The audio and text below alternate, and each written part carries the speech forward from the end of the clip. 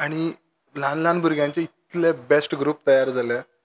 जशें तुवें म्हटलें की तांकां खूब शिकोवपी लोक खूब मुखार सरले आनी इतले बरे बरे ग्रूप तयार जाले. जाल्यार हेंच्यांनी हें दायज सांबाळून दवरपा खातीर तांकां तूं कितें मॅसेज दिवंक सोदता, स्पेशली आतां हे नवे ल्हान भुरगे नवे पिळगे. आतां social media playing very important role. हम्म, आमी ती वायट म्हणटा तशीच ती बरी आसा. तूं कसो हँडल करता तेजेर डिपेंड. एकदम. पयलीं आमकां शिकोवपाक मास्तराकूच रावचें पडटालें. हय.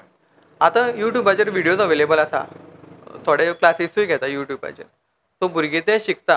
तुका एग्जांपल दिवचो जाल्यार म्हाजो धाकटो आसा 5 वर्साचो. हम्म, ताका हांवें शिकोवत ना, तूं अशें वाजय म्हणून केन्ना सांगूना. हम्म. तो सगळें पळोवन ऑटोमॅटिकली आपूण म्हणजे बऱ्यापैकी वाजयता. म्हणजे कळ्ळें. वायट वाजयना, कळ्ळें. बट तो ते लयबद्ध वाजयता. ओके. तशेंच हे आतांचे भुरगे आसा हय. जे व्हिडियोज पळयता, दुसऱ्यांक ते अनुकरण करता आनी शिकता. हम्म, पण ते शिकता आसतना म्हाका मुद्दम तुज्या माध्यमांतल्यान सांगपाक आवडटलें की जे आतां भुरगे आसा पळय न्ही, तेंच्यांनी बेजिक्स शिकप.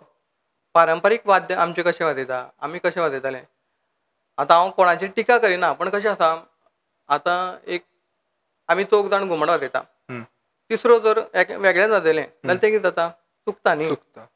म्हणजे चूक म्हणटा तेका आमी. पण आतांचे पंगड आसा पळय न्ही, ते 2-2 वेगळीं वेगळीं वाजयता.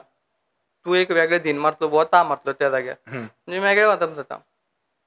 करचें, नाविन्य अवश्य करचें. हम्म. पूण तें ताका प्लॅटफॉर्म घुमट आरती स्पर्धा येयनी न्ही. तूं एक महोत्सव घे, नाजाल्यार तुजें वेगळें प्रेजेंटेशन कर कळ्ळें. आनी तूं वाजय.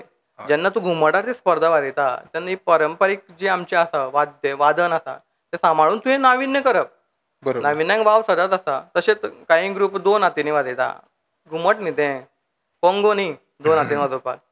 सो ताका तालवाद्य आनी थपिया बाज म्हणटा आमी. म्हणजे घुमट फाटल्यान तो आसा, होल आसता. हय. तो एअर तेजी पॅक करप आनी सोडप. हय. आनी एका हातीन तें वाजप. हय.